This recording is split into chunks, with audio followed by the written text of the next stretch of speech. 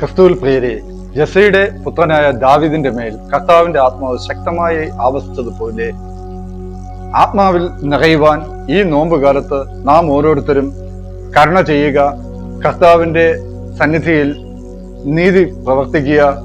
അന്ധനായ മനുഷ്യനെ നോക്കി ശിഷ്യന്മാർ ഈശോയോട് ചോദിച്ചപ്പോൾ ഈശോ പറയുന്ന മറുപടി നമുക്ക് ശ്രവിക്കാം.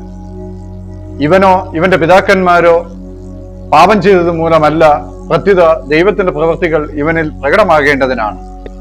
ദൈവത്തിലുള്ള അചഞ്ചലമായ സ്നേഹം അന്ധന് കാഴ്ച നൽകിയതുപോലെ നാം ഓരോരുത്തരും ദൈവത്തിന് പൂർണ്ണമായി സമർപ്പിച്ചു കഴിയുമ്പോൾ ദൈവസ്നേഹം നമ്മിൽ വന്ന് നിറഞ്ഞാൽ നാം ഫരിസയരുടെ ആത്മീയ അന്ധതയെ ചോദ്യം ചെയ്യപ്പെടാനുള്ള ആത്മീയമായ കൃപയുടെ കരുത്ത് ദൈവം നമുക്ക് പ്രദാനം ചെയ്യുന്നു. ബാഹ്യമായ കാഴ്ചകളെക്കാൾ ഉപരി വിശ്വാസത്തിൽ അധിഷ്ഠിതമായ ആത്മീയ ഉൾക്കാഴ്ചയാണ് നമുക്ക് പ്രദാനം ചെയ്യേണ്ടുന്നത്. അതിലേക്ക് ഈശോ തമ്പുരാനോട് നമുക്ക് ആത്മാർത്ഥമായി പ്രാർത്ഥിക്കാം. ദൈവം നിങ്ങളെ സമർത്ഥമായി അനുഗ്രഹിക്കട്ടെ.